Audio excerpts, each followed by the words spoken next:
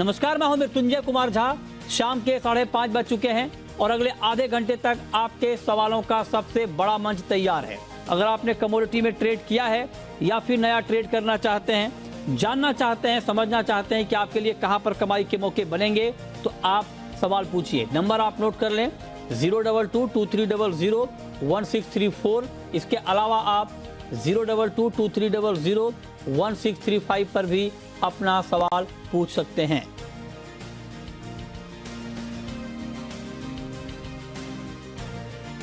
और आज की चर्चा में हमारे साथ 4 खास मेहमान हैं। हमारे साथ हैं संदीप बजोरिया, सीईओ हैं सनविन ग्रुप के। हेमंत जैन हैं, तिलहन के ट्रेडर हैं, हमारे साथ जुड़ रहे हैं। अनुज गुप्ता हैं, IIFL सिक्योरिटीज के। और प्रथमेश माल्या हैं, एंजल वन के। आप सभी का बहुत बहुत स्वागत है। और चर्चा की शुरुआत हम करने जा रहे हैं एक महत्वपूर्ण खबर के साथ। खबर यह है कि सितंबर के महीने में रिकॉर्ड पाम तेल का इंपोर्ट हुआ है और 11.7 लाख टन पाम तेल का इंपोर्ट हुआ है। 15% इंपोर्ट बढ़ा है और ओवरऑल इंपोर्ट भी यहाँ पर अगर देखें तो कुल मिलाकर जो सितंबर में आंकड़े हैं वो 15.5 लाख टन के इंपोर्ट के आंकड़े हैं। मेरा सबसे पहला सवाल बजोरिया जी आपसे ये कि ये जो आंकड़े हैं, त्योहारों के दौरान इस तरह से इंपोर्ट का आना, क्या इस बात के संकेत हैं कि दिवाली पे और सस्ता तेल मिलेगा सर? जी, तेल तो सस्ता और होते जाएगा हफ्ते दर हफ्ते। अब तो हमारा डोमेस्टिक क्रॉप का अराइवल भी शुरू हो गई है। सो अगले 3 महीने आप समझ के चलिए सस्ता तेल का ही दौर रहेगा। और कंज्यूमर्स के लिए पार्टी है, उसमें कोई दिक्कत ही नहीं है। इंपोर्ट भी अच्छी क्वांटिटी में हो रहा है, बड़ी बड़ी क्वांटिटी में हो रहा है। सितंबर का इंपोर्ट हुआ, अक्टूबर का इंपोर्ट भी जो है वो करीबन आप समझ के चलिए 14.5 लाख 15 लाख के आसपास रहेगा। नवंबर का इंपोर्ट 13.5 लाख रहेगा। तो ये कारण से इंपोर्ट के नंबर्स भी अच्छे चल रहे हैं और लोकल डोमेस्टिक क्रॉप की अराइवल शुरू हो गई है, तो कोई दिक्कत ही नहीं है कीमतों को लेके। अब बाकी रादर अब माहौल ऐसा बन गया है कि दीपावली के बाद एक बार ये फेस्टिवल सीजन पूरे हो जाए तो गवर्नमेंट को प्रोबेबली समवेयर इन नवंबर में एक तो ये स्टॉक कंट्रोल को रिलैक्स करना पड़ेगा। बिकॉज स्टॉक कंट्रोल से ना तो ट्रेडर है या प्रोसेसर है, वो सब सीड पूरा खरीद नहीं पाते हैं। तो अभी जब इतना अराइवल मार्केट में होगा, क्रॉप भी अच्छा है सोयाबीन का, तब सोपा ने भी एस्टिमेट निकाला था 119-20 लाख टन का, लेकिन बारिशों से एक्सेस बारिशों से थोड़ा डैमेज भी हो गया तो 112-14 लाख टन क्रॉप करीबन आप समझ के चलिए। वो पिछले साल का कैरी ओवर हमारे पास 12-14 लाख टन है। तो वो सब देखते हुए हमें स्टॉक कंट्रोल को रिलैक्स करना पड़ेगा। दूसरी बात यह है कि हमें फ्यूचर्स ट्रेडिंग को भी शुरू करना पड़ेगा, बिकॉज अब प्राइस रिस्क मैनेजमेंट कहीं पॉसिबल नहीं है। प्राइस डिस्कवरी और प्राइस रिस्क मैनेजमेंट के लिए फ्यूचर्स ट्रेडिंग अभी बहुत जरूरी है, जिसको इमीडिएट हमको शुरू करना पड़ेगा। दीपावली के बाद करें कोई दिक्कत नहीं है। और ये दोनों बातों के साथ में हमें ध्यान रखना पड़ेगा। और बाद में यदि गवर्नमेंट को ठीक लगे, मतलब वो तो डिसीजन ले सकती है बाद में, लेकिन वो somewhere in December first half में गवर्नमेंट सोच सकती है कि हमें इंपोर्ट ड्यूटी को लेके कुछ करना है क्या। जब तक किसानों का क्या रवैया, सपोर्ट प्राइस के ऊपर बिक रहे हैं क्या नहीं सोयाबीन और ग्राउंड और ये सब चीजें, वो देख के फिर गवर्नमेंट अपना माइंड लगाएगी कि इंपोर्ट ड्यूटी को हमको रिव्यू करना है या रीथिंक करना है कि नहीं। तो वो सब बातें इस तरह से है। तो इकोनॉमी, वेजिटेबल ऑयल की इकोनॉमी मृत्युंजय जी बहुत अच्छी तरह से सेट है। और गवर्नमेंट के जो लेटेस्ट इन्फ्लेशन के भी डेटा आए हैं उसमें वेजिटेबल ऑयल का खास सिग्निफिकेंस कुछ नहीं है। मतलब vegetable oil is not contributing towards inflation, rather वो नेगेटिव चल रहा है। सो वो बात दिक्कत वाली है ही नहीं गवर्नमेंट के लिए अभी। अच्छा बताया सर, क्योंकि कई बार जब महंगाई के आंकड़े आते हैं और उसका जब ब्रेकअप आता है, तो कल भी जब आंकड़े आए और फूड इन्फ्लेशन बहुत ज़्यादा बढ़ा हुआ दिखा, 1% से ज़्यादा फूड इन्फ्लेशन सितंबर के महीने में अगस्त के मुकाबले बढ़ा, तो लोगों को ये लग रहा होगा कि इसमें तेल भी शामिल है। लेकिन आप कह रहे हैं कि तेल बिल्कुल शामिल नहीं है, तेल के दाम घटे हैं और इसी साल की रिकॉर्ड ऊंचाई से 50% ऑयल के दाम कम हो गए हैं। तो ऑयल का कंट्रीब्यूशन नहीं है महंगाई में, ये बात बजोरिया जी कह रहे हैं। लेकिन हमारे साथ हेमंत जैन साहब भी हैं। हेमंत जी, ये तो इंपोर्ट की बात हो गई, इंपोर्ट हमारा बहुत बेहतर हो रहा है, सप्लाई को लेकर दिक्कत नहीं है। डोमेस्टिक सिचुएशन क्या है सर? क्या घरेलू बाजार में भी तिलहन को लेकर के कोई चिंता नहीं है, सोयाबीन को लेकर कोई चिंता नहीं है, क्या सिचुएशन है सर?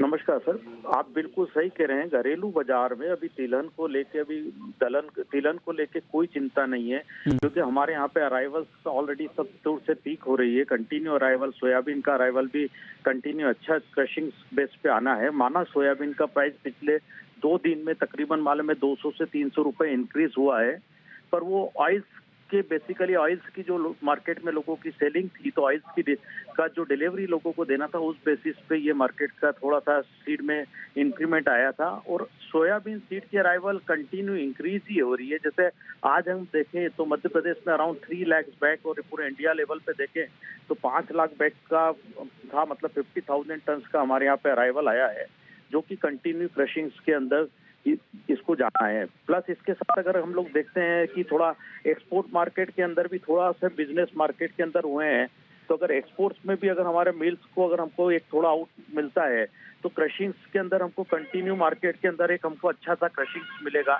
जो कि एक बहुत अच्छा सा ये पॉजिटिव सिग्नल है सर। ओके, ठीक है। अच्छा, अब एक सवाल बजोरिया जी मेरा आपसे ये होगा सर कि ये डिमांड हो रही है कि ड्यूटी बढ़नी चाहिए, स्टॉक कंट्रोल ऑर्डर हटना चाहिए, फ्यूचर ट्रेड को फिर से शुरू करना चाहिए। आप जरा बताएं सर कि फार्मर को, सोयाबीन फार्मर को अच्छा भाव मिले, उसके लिए तो ये ज़रूरी है, लेकिन अगर ये फैसला थोड़ा विलंब से होता है तो क्या सोयाबीन के दाम और गिरने वाले हैं आपके हिसाब से? नहीं, आपका कहना वो एकदम वाजिब है। अभी देखिए, अभी इस समय यदि हम ये रिलीफ नहीं करते हैं तो डेफिनेटली सोयाबीन के दाम पे प्रेशर आएगा। अभी तो अराइवल जस्ट शुरू हुई है।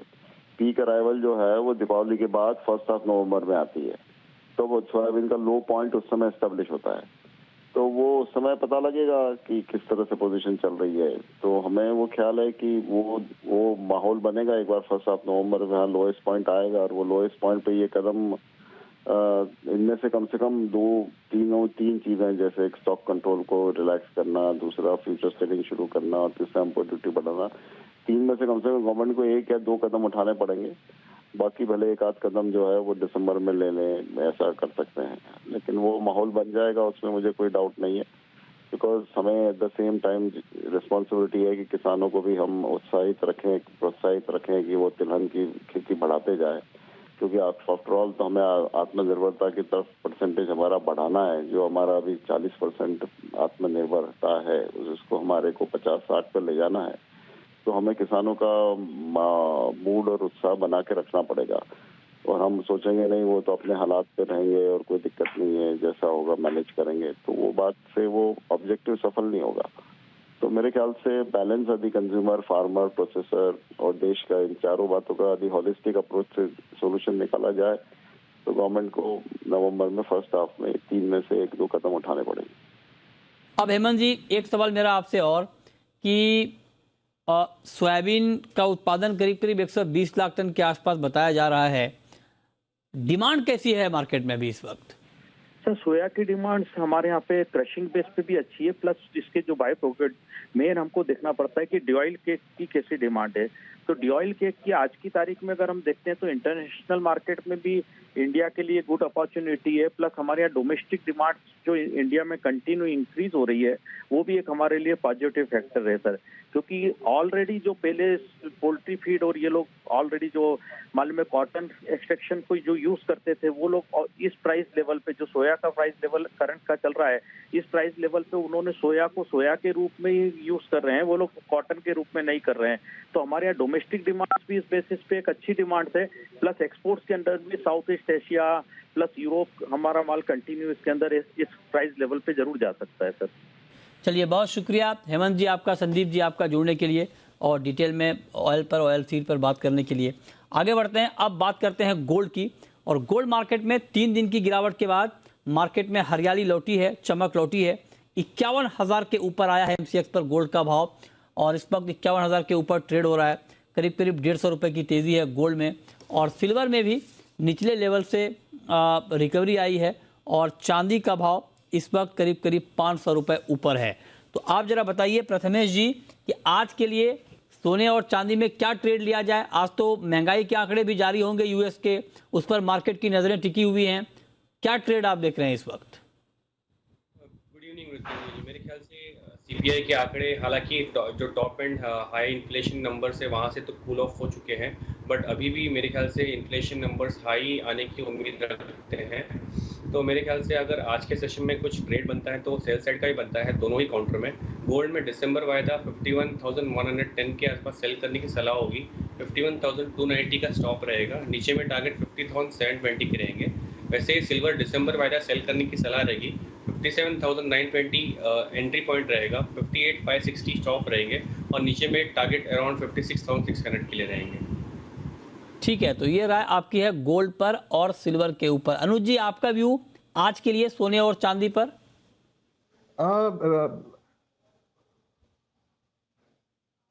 मृत्युंजय जी, गुड इवनिंग। देखिए, जिस तरीके का हमने ट्रेंड आज एक रिकवरी लोअर लेवल से आती हुई देखी है, हमें लगता है कि मार्केट में, क्योंकि कल जो फेड के मिनट्स आए थे उसमें थोड़ा रेसिस्टिव स्टांस हमने देखा था और उसके बाद से डॉलर में थोड़ी सी एक वीकनेस आती हुई दिखाई दी। हालांकि सीपीआई के आंकड़े आने वाले हैं, उसके बाद एक ट्रेंड डिसाइड होगा। बट अगर हम टेक्निकल चार्ट्स में देखें तो करीबन $1660 मार्केट ने काफी अच्छा सपोर्ट लिया है। हमें लगता है कि मार्केट अभी $1660 को एक अच्छा सपोर्ट ले सकती है। तो हमारा कॉल रहेगा कि अब सीपीआई के आंकड़ों को वेट करें और उस टाइम अगर डिप मिलता है नीचे करीबन 50,800 के आसपास तक, तो वहां पे खरीदारी का ट्रेड बना सकते हैं। 50,550 का स्टॉप लॉस लगाए, टारगेट 51,200 तक हो सकता है और 51,200 51,300 के आसपास के लेवल्स मिले तो वहां अगेन बिकवाली का ट्रेड बना सकते हैं। ओवरऑल अगर हम एक रेंज देखें गोल्ड में तो नीचे करीबन 1660 और ऊपर में करीबन 1685, एक $25 की रेंज गोल्ड ने डिसाइड करी है, जहां पर हमें लगता है कि $1660 के आसपास खरीदारी कर सकते हैं, 1685 के आसपास बिकवाली कर सकते हैं। सिमिलरली एमसीएक्स में 50,800 के आसपास खरीदारी करें और 51,200 300 के आसपास बिकवाली का ट्रेड गोल्ड में बना सकते हैं। ठीक है, चलिए अब हम शुरू करते हैं सवाल जवाब। पहला सवाल है लोकेश का, खंडवा से हैं। पूछिए लोकेश जी। सर, कपास का अभी रुकना चाहिए कि बेच देना चाहिए? हम किसान बोल रहे हैं और सोयाबीन पे पूछ। बताइए अनुज जी, कपास और सोयाबीन पर आपका व्यू? देखिए, कपास पे हमें लगता है कि एक अपसाइड मोमेंटम यहाँ देखने को मिल सकता है, तो इनको ये होल्ड करना चाहिए, क्योंकि जिस तरीके का हमने क्रॉप में थोड़ा सा डैमेज होते हुए देखा है, मॉइस्चर बढ़ता हुआ दिखाई दिया है, तो कपास में यहाँ पर एक बढ़त बन सकती है। एनसीडीएक्स कपास हमें लगता है कि एक बार 1700 तक के लेवल को छू सकता है, तो कपास में पोजीशन को होल्ड करना चाहिए। कपास में पोजीशन को होल्ड करना चाहिए, ये आपकी राय है। कॉटन आज 2% से ज़्यादा की गिरावट के साथ ट्रेड कर रहा है। अगला सवाल है पारस का, सूरत से। पूछिए पारस। हल्दी में क्या लगता है? हल्दी में क्या लगता है? ओके, टर्मरिक में आज अच्छी तेजी का माहौल बना है। टर्मरिक पर आपका व्यू क्या है अनुज जी? देखिए, काफी समय से ये काउंटर था स्पाइसेस में जो चल नहीं रहा था और हमने इसमें सडनली अच्छा मोमेंटम आते हुए देखा है। वॉल्यूम्स यहाँ बढ़े हैं, टेक्निकल ब्रेकआउट यहाँ पर हुआ है। मुझे लगता है कि टर्मरिक में खरीदारी का ट्रेड, जिन्होंने खरीदारी कर रखी है वो होल्ड कर सकते हैं, जिनको ट्रेड लेना है वो फ्रेश यहाँ पर बाय कर सकते हैं। हमें लगता है कि 7,800 से लेकर 8,000 तक के लेवल आपको यहाँ देखने को मिल सकते हैं, तो टर्मरिक के अंदर हमें लगता है कि खरीदारी का ट्रेड बनाया जा सकता है। चलिए, तो ये राय हो गई आपकी टर्मरिक के ऊपर। चलिए, सवाल जवाब का सिलसिला जारी है और इस पर हम बात करेंगे और कुछ और सवालों के। अच्छा, फरहान इस वक्त हमारे साथ जुड़ चुके हैं रामपुर से। पूछिए फरहान। हेलो जी, पूछें। Good evening sir. Good evening, पूछिए। सर, सिल्वर 61,000 का होगी? सिल्वर 61,000? हाँ सर। अच्छा, बताइए प्रथमेश जी, चांदी में तो बहुत गिरावट आ चुकी है, क्या एक बार फिर से मार्केट बाउंस बैक करेगा? हाल फिलहाल में 3,000 का ऊपर अपसाइड का मूव है अगर 60,000 की बात है, बट फिलहाल दिखता नहीं है। अगर नियर टर्म ट्रेड की बात करें तो यहाँ से करीब 1 से 1,500 गिरने की उम्मीद रखते हैं। 56,500 तक नेक्स्ट पॉसिबल फॉल दिखता है, तो मेरे ख्याल से 61,000 थोड़ा सा दूर रहेगा चांदी की। ओके, तो आप कह रहे हैं कि 61,000 थोड़ा दूर रहेगा, अभी संभावना नहीं है कि 60,000 के ऊपर भाव जाए। चलिए आगे बढ़ते हैं। अब बात करते हैं कच्चे तेल की, क्रूड की। क्रूड का मार्केट आप देखिए दबाव में, पिछले हफ्ते की बड़ी तेज़ी के बाद ये हफ्ता क्रूड के लिए नेगेटिव हफ्ता रहा है। हालांकि आज कुछ रिकवरी है, लेकिन ये नाम मात्र की रिकवरी है, रेंज में ही है मार्केट और करीब करीब 7% कच्चा तेल टूटा है इस हफ्ते। क्या करना चाहिए क्रूड में प्रथमेश जी? मेरे ख्याल से वॉलेटिलिटी ज़्यादा है इस काउंटर में, पुट ऑप्शन बाय करना चाहिए आउट ऑफ द मनी। 7,000 का स्ट्राइक प्राइस रहेगा, 82 के आसपास ये मिल रहा है प्रीमियम में। 35 रुपीज़ का स्टॉप रहेगा और टारगेट 160 रुपये के लिए रहेगी। ठीक है, नेक्स्ट कॉलर उमेश हैं हमारे साथ जुड़ रहे हैं। पूछिए उमेश।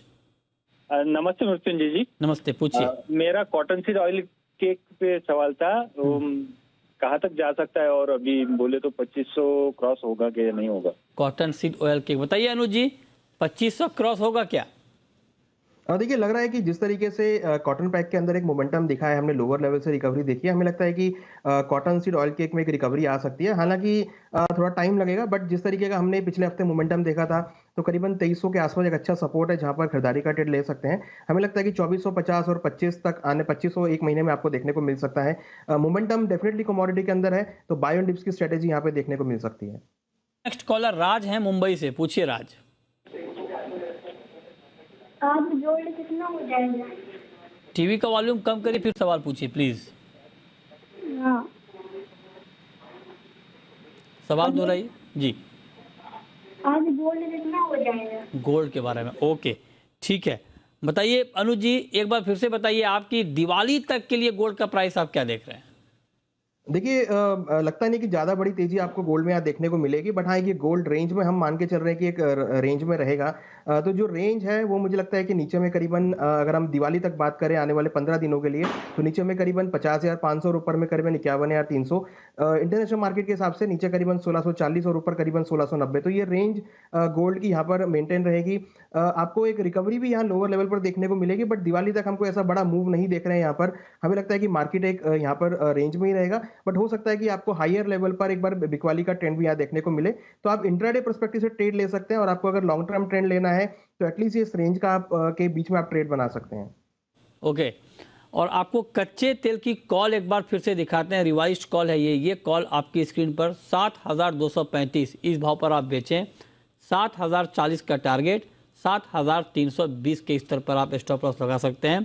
प्रथमेश जी की ये कॉल है, एंजल वन की ये कॉल है, ये रिवाइज कॉल है, इसको आप नोट कर लें। ठीक है, चलिए आगे बढ़ते हैं। नेक्स्ट कॉलर पायल हैं गुजरात से, पूछिए पायल। MCX गोल्ड पे राय चाहिए। MCX गोल्ड पर, अभी हमने गोल्ड की ही बात की है, ठीक है। लेकिन बताइए प्रथमेश जी, आप बताइए आपके हिसाब से पोजिशनल ट्रेड गोल्ड में क्या, और क्या टारगेट पोजिशनल ट्रेड के हिसाब से गोल्ड में?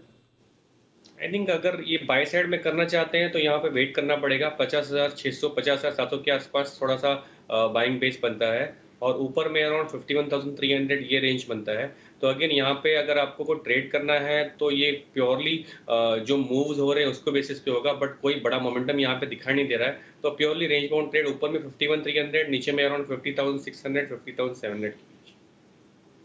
ओके ठीक है, इस पर आप नज़र रखिए। अच्छा, मेटल में अनुज जी, एल्युमिनियम में जो कल हुआ, जो खबर आई कि अमेरिका रूस के एल्युमिनियम पर पाबंदी लगा सकता है, उसके बाद बड़ी तेज़ी हमने कल एल्युमिनियम में देखी। LME पर भी 7% दाम बढ़े थे एल्युमिनियम के। आज MCX पर शुरुआती दौर में गिरावट थी, लेकिन अब मार्केट रिकवर हो गया है। तो क्या लगता है आपको एल्युमिनियम में क्या करना चाहिए? देखिए ऑलरेडी हमने, अगर हम कल और आज के देखें तो करीबन 12 रुपए की बढ़त इसमें आ चुकी है। डेफिनेटली जो न्यूज़ फ्लोट है उसकी वजह से इसका ट्रेंड अप रहेगा यहाँ पे शॉर्ट टर्म में। तो यहाँ पर खरीदारी की सलाह रहेगी, बट करंट रेट थोड़े से मुझे लगता है कि रिस्क रिवॉर्ड के हिसाब से ठीक नहीं है, क्योंकि सडनली इसमें 12 रुपए का मोमेंटम आ चुका है। तो अगर प्राइसेस थोड़ा सा 2 से 3 रुपए नीचे गिरते हैं, करीबन 206 207 के आसपास, तो बाय इनिशिएट करना चाहिए। 203 का स्टॉप लॉस लगाएं, टारगेट आपको 212 तक देखने को मिल सकता है। ऑलरेडी रनअप आ चुका है, तो थोड़ा रिस्क रिवॉर्ड की वजह से थोड़ा वेट एंड वॉच करें। 206 207 के आसपास के लेवल मिले तो खरीदारी कर सकते हैं।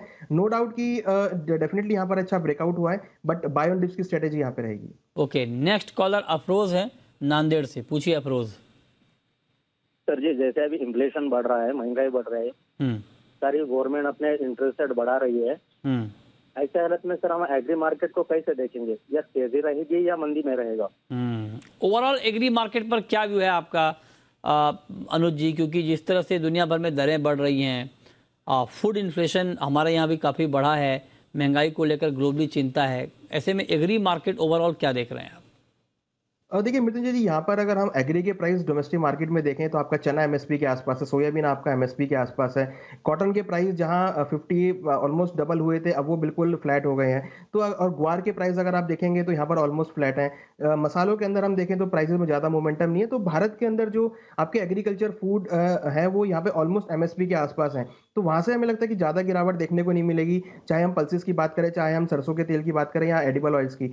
मुझे लगता है कि यहाँ से आपको आगे या तो प्राइस फ्लैट रहेंगे या फिर ऊपर की तरफ भी मूव होते हुए दिखाई देंगे। ज्यादा गिरावट हम मान के नहीं चल रहे हैं। हाँ, एक प्राइस एक अपसाइड एक रेंज में ट्रेड करते हुए दिखाई देंगे, बट जिस तरीके का फूड इन्फ्लेशन है या फिर रूपी डेप्रिशिएट हो रहा है, हमें लगता है कि प्राइसेस में आपको आगे धीरे धीरे थोड़ी बहुत बढ़त देखने को मिलेगी। ज्यादा गिरावट हम एग्रीकल्चर कमोडिटी में इंडियन पर्सपेक्टिव से नहीं मान रहे हैं। ठीक है, नेक्स्ट कॉलर विष्णु है राजस्थान से। पूछिए विष्णु। कॉटन केक पर है क्या ये दिसंबर के टाइम से पहले मतलब 2021 रुपये हो सकती है? कॉटन केक बताइए अनुज जी। देखिए कॉटन केक अगर हम देखें तो ओवरऑल 2200 का इसने भी नीचे एक लो बनाया था, वहां से रिकवर होकर करीबन 2475 तक आया, तो ये रेंज इसने यहाँ पे बना ली है। हमें लगता है कि क्योंकि लास्ट टाइम भी हमने देखा था कि 2200 के आसपास से रिकवर होते हुए दिखाई दिए थे, तो 2300 के रेंज में काफी अच्छा सपोर्ट है जहां पर आप बाई एक्यूमुलेट करते हैं। ट्रेडिंग पर्सपेक्टिव से मैं ये कॉल देना चाहूंगा, मुझे लगता है कि ऊपर में अगेन आपको 2350 2400 तक के लेवल देखने को मिल सकते हैं। 2500 का स्तर अगर ब्रेक करेगा तो आपको तेजी देखने को मिलेगी, और नीचे में अगर 2200 का लेवल ब्रेक करेगा तो गिरावट देखने को मिलेगी। अदरवाइज फिलहाल हमें लगता है कि जिस तरीके के सेंटीमेंट चेंजेस हुए हैं तो 2200 से लेकर 2500 के बीच मूव करता हुआ दिखाई देगा प्राइस। ठीक है, बहुत शुक्रिया आप अनुज जी आपका, और प्रथमेश जी आपका भी जुड़ने के लिए और सवालों के जवाब देने के लिए।